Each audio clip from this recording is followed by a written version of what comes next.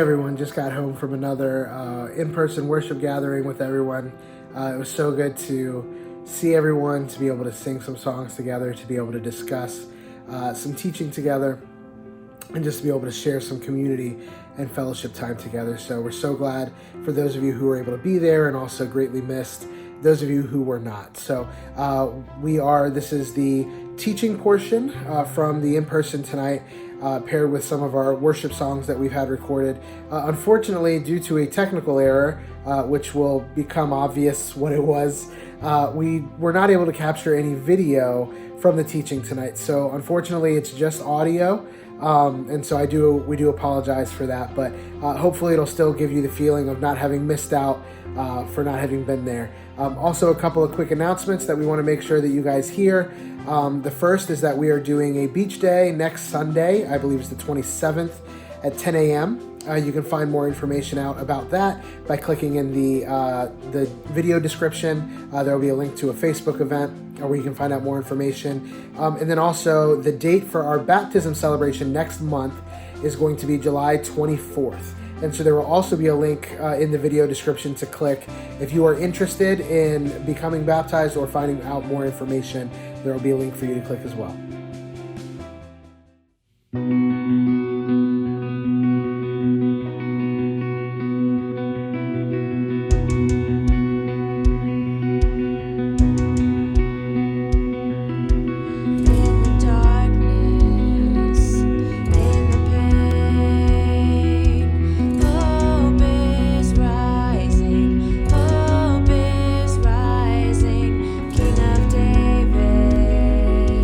Give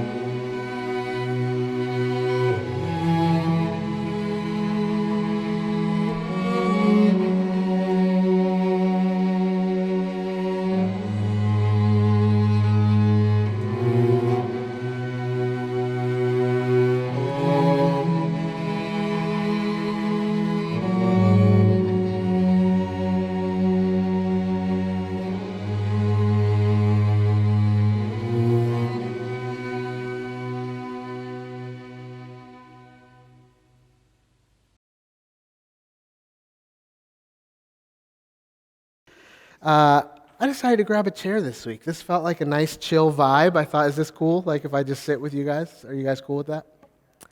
Cool. I absolutely love that worship set. That might be the famous worship set we ever had, and it's because I was holding my daughter and she started singing with the songs. And she doesn't know what they mean. She doesn't know melody, but she just sang, and then at the end, she gave herself a round of applause, which is what we do every time that she does anything cute. And so, yeah, I think looking back, that will be my favorite, just because it's the first time I got to experience that.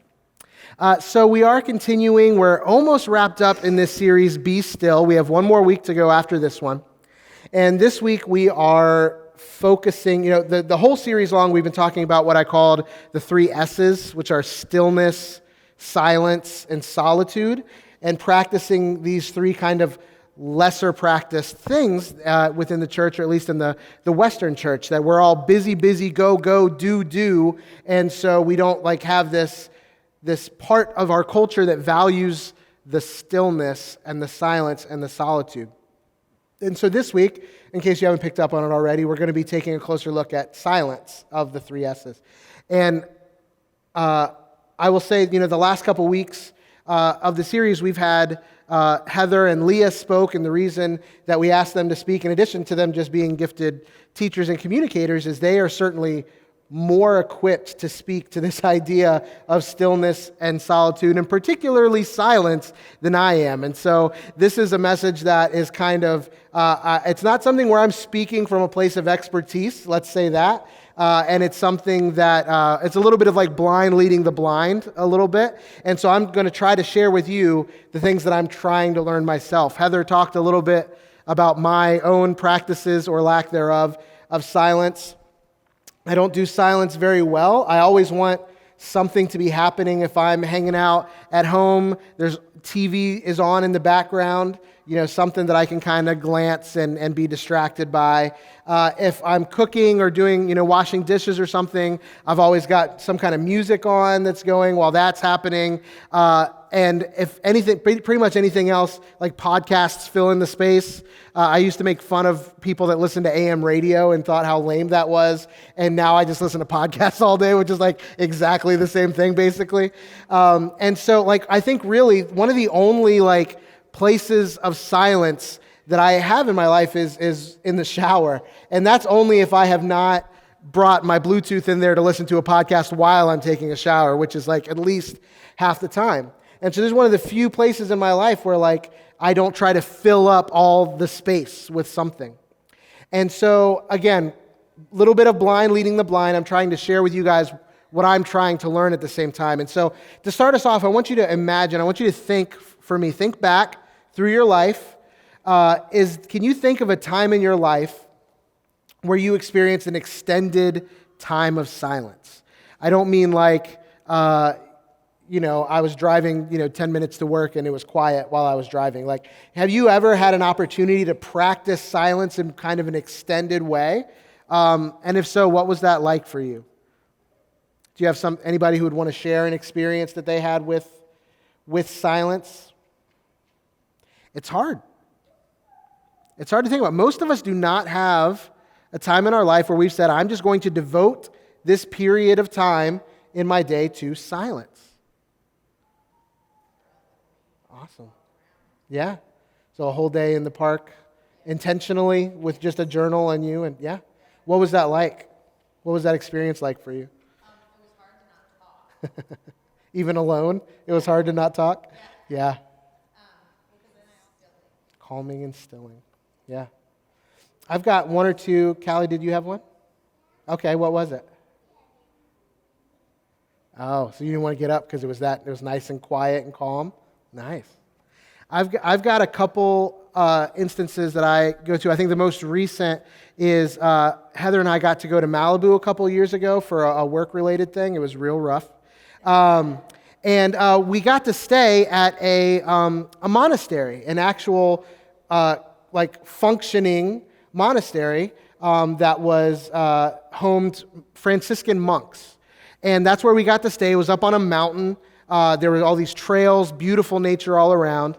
And one of the things for this experience that we were doing is the first night when we got there, we had like a session where we were all together, and then after that, they had what they called the Great Silence, is what they called. And so all across the monastery, from the minute that this session that we were done was over, it was supposed to be silent until the next morning's breakfast. And so at the next morning was when you could kind of break that silence. And so Heather was with me, and we both, for the rest of the night, we barely spoke to each other. We spent time journaling, we spent time reading, but it was probably the longest kind of intentional silence that I've practiced in quite some time. And it is difficult. It is, and it's especially if you have somebody with you, or you like to talk to yourself, like Leah, to not just give a little bit of something to break the silence, or it's just out of convenience, right? But it's not something, like I said, those are only a couple stories out of a group this size that people can say that they really made a point of practicing it before. It's not something that's really valued. And so tonight, I'm going to try not to go too long, because that's a problem that I have. Again, I like to fill the sound with my own voice. We're going to talk about silence in two ways. And so the first, we're going to talk about silence practiced as a part of solitude and stillness, right? Obviously, these three S's are all related. Silence, solitude, and stillness, they're all connected, but they're each distinct. They're each kind of their own thing that's different than the other two. And so I think most commonly when you practice silence, you do practice it as a part of stillness and solitude. You are alone, and you are intentionally trying to be at rest and at peace. You can practice solitude and stillness without silence, but it's much less effective. If you want to, go out somewhere and be by yourself, but there's, so like, for example, if I'm at home by myself, Heather's taken Kaylin to go visit her mom or something. If I'm alone by myself in the house, but then I immediately put on Netflix, I'm alone. I may be still, but I'm not practicing silence, right? There's a difference. And so the first thing that we're going to talk about is kind of practicing them all together, practicing silence as a part of solitude and stillness. And the real benefit to doing that, to practicing it all together, is that there is a goal of silence that is the eliminating of any distracting stimulus, both external, right, the things that happen around us, but also internal, trying to silence our own selves in order to kind of attend to our own thoughts, right? Silence isn't just about like the absolute lack of any sound, right? You can practice silence without being in like a sensory deprivation tank, right? If you go to a park, you may hear birds, you may hear the wind blow, you may hear cars in the distance, but you can still practice silence, right? It's not about the absolute lack of sound. But when we practice silence, we are trying to eliminate any of the distracting things around us. We are trying to eliminate the distracting things from within us and attend to our own thoughts, which is why I think silence can be very scary for a lot of people. When you are just alone with your thoughts, you feel very exposed. I would say almost naked, right? You feel this exposure and this lack of protection, even being alone with your own thoughts. So that by itself can be something that makes silence something that is difficult to practice, because some of us, when we get alone with our own thoughts, we don't like the things that we find. And so that can be something that creates a barrier. For me, I think one of the things that makes silence difficult for me, it's less about being alone with myself. Honestly, I probably like myself a little too much, like more than most people do. I would hang out with me. And so, but for me, it's an entirely different thing. For me, it's this feeling of like missing out on something, right? If I'm practicing silence, that's like time that I could have spent doing something fun or entertaining. Or there's this new TV show I want to be doing, or there's this, new game I want to be playing, or there's this, I want to see what my wife's doing, right? Like if I take a portion of my day and say, okay, I'm just going to do nothing, then that seems like a waste to me, because I can become so addicted to entertainment and leisure and things like that. And so whatever the case may be, whatever it is that makes it difficult for you to practice, all of this noise and this distraction that is around us in our lives keeps us from coming to this place that we talked about, this being exposed, being vulnerable, but it also keeps us from experiencing intimacy, It keeps us from experiencing true intimacy, to see ourselves truly as we were created and being seen by others. If you think back, Leah mentioned the creation account in Genesis a little bit earlier, and whether it's something that you take literally or as an allegory, in chapter 3 we have what is known as the fall, where there's this break in relationship between God and creation, right? Between God and Adam and Eve, as it is in Genesis. And one of the first things that happens when this relationship between God and mankind is broken is that mankind makes clothes. One of the first things that happens when this relationship is broken is they create something to put on themselves and cover their nakedness. This feeling of exposure and intimacy and being seen for what you are without protection is incredibly uncomfortable. And so a lot of us avoid practicing silence so that we can keep something between, right? We can keep a barrier, we can keep a boundary, we can keep something that lets us put everybody else or our own internal thought processes at arm's length. When we avoid silence with ourselves and with God, all of the noise, the busyness, the distraction, it serves the same purpose as the clothing did in the garden. It's a barrier, it's something to keep from truly seeing myself, and also to keep myself from being truly seen, whether that's by God or by other people. And so the first question that I have for you guys, you know that we try to make this more of a dialogue and less of a lecture. I think we'll have this on the screen, is what is the scariest aspect of truly seeing yourself and allowing yourself to be seen? What is the scariest aspect of truly seeing yourself and allowing yourself to be seen? What's scary about that? Sean? Judgment from others? Yeah, that if they saw you without your ability to kind of filter, that there would be judgment? Yeah? Having to deal with the hurts or the darkness that you know is there. Dealing with things that you know that are there, whether it's hurt or darkness or something, that it's easier if you I'm just not going to mess with that. I may know it's there, but if I don't slow down, I don't have to deal with it. Yeah. What else? What else is scary about being truly seen or truly seeing yourself? Callie? Oh, are you stretching or did you have something? Okay, Heather. Admitting your imperfections and exposing them to others. Yeah. Yeah. Yeah, honesty can be brutal. If I can be brutally honest with you guys, I just realized I did not start the camera recording before we started. So we're going to have to take this from the top.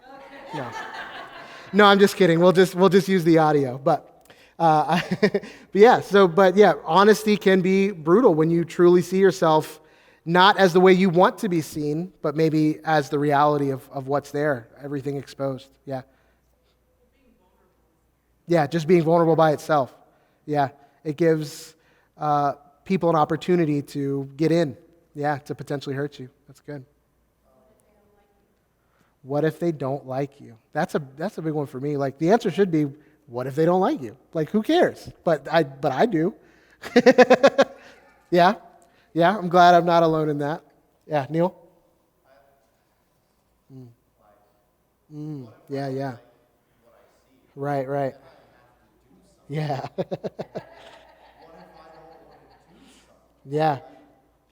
Yeah. When you're confronted with those things, you no longer have the ignorance excuse. I either at that point have to do something about it or admit that I'm willfully choosing not to. Yeah, for sure. Yeah, goes right along with that. If I stop projecting how I want to be seen and I see myself how I am, and would I like that person? That is a scary thought. That's good. Thank you guys for sharing. There's another way that I want to look at silence. We've looked at silence, practicing silence as a part of stillness and solitude, but I want to take some time and let's talk about silence apart from stillness and solitude. I liked that wordplay, so we're going to do that. Instead of as a part, of stillness and solitude. We're going to talk about silence apart from stillness and solitude. This is where the title of today's message comes from, Knowing When to Shut Up. So many of us, honestly, would benefit from learning to practice a bit of silence in our everyday interactions with the people around us, whether that's in person or on social media. More than any other part of what we're talking about tonight, this is like the part where I should be speaking directly into a mirror.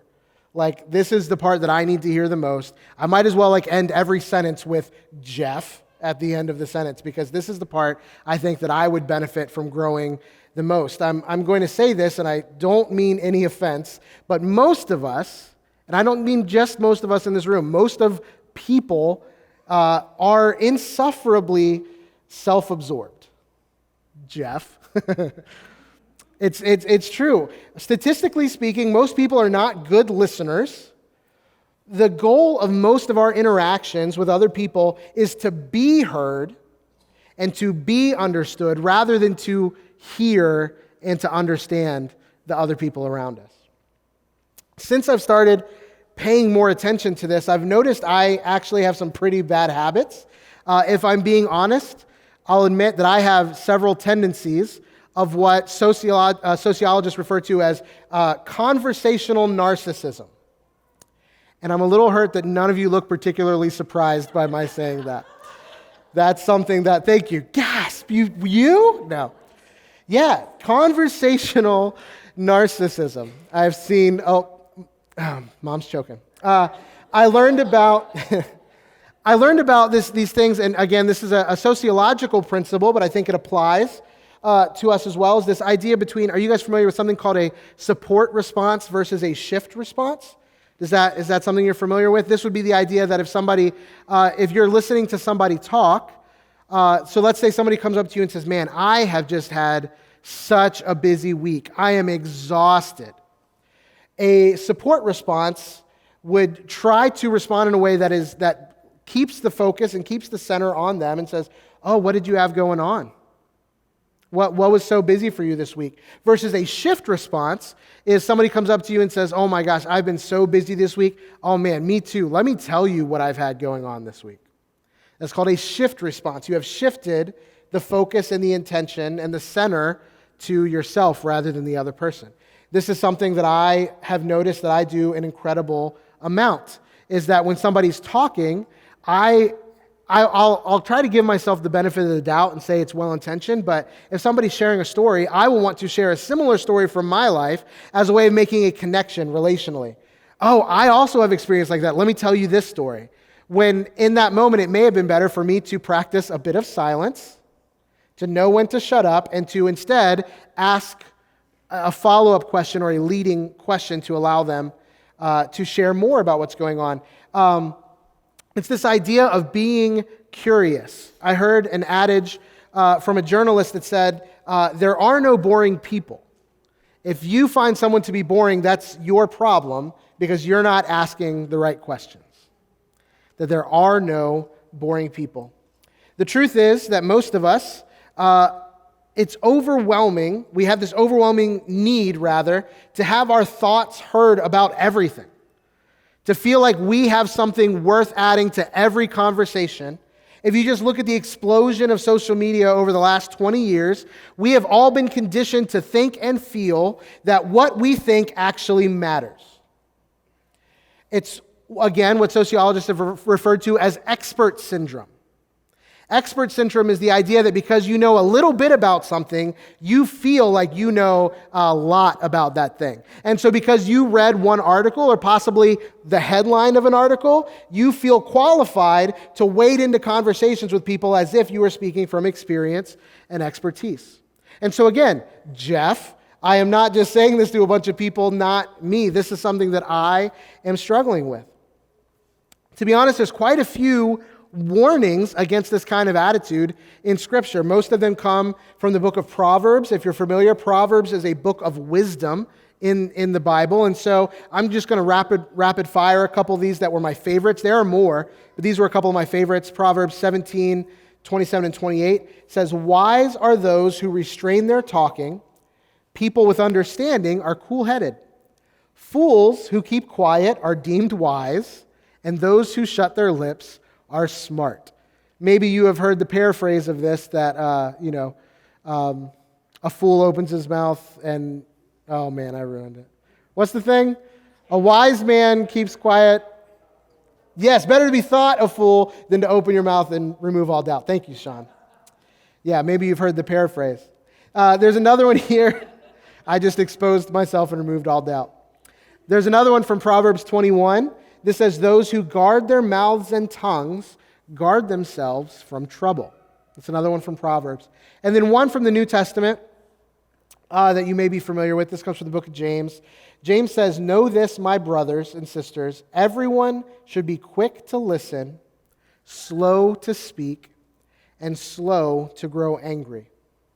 Let's go out of Scripture. I've got two more for you. One of them is not on the screen, but if you prefer the book of Aaron Burr from Hamilton, it's talk less, smile more. There's also a quote from Thomas Merton, who is a Franciscan monk. It says, this one will be on the screen, it is not our speaking that breaks our silence, but the anxiety to be heard. It is not our speaking that breaks our silence, but our anxiety to be heard. We all want to feel heard. We all want to feel understood by others.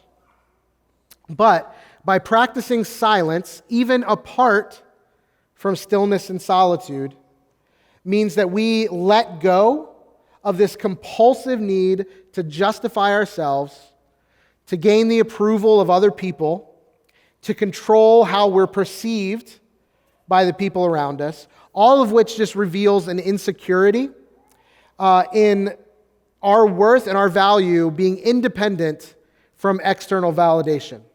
That our value comes from something else than how the world around us perceives us. I've got one more question as we wrap things up. This one will be on the screen as well. Why is it so easy to get hung up on external validation of our value?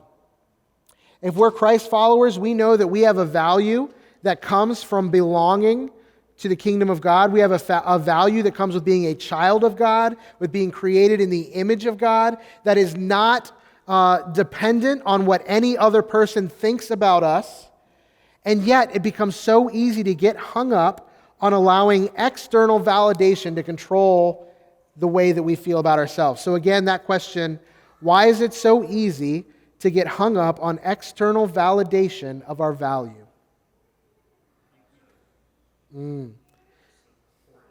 Yeah. No, that's good. So we build up a bigger idea of ourselves than maybe is realistic or maybe is healthy, and then we need other people to support that bigger picture of ourselves. Because if we think we're very important and no one treats us like we're very important, we might have to ask ourselves whether we're actually very important. So yes, we need external validation to support the image of ourselves that we hold sometimes. Yeah, why else? Why is it?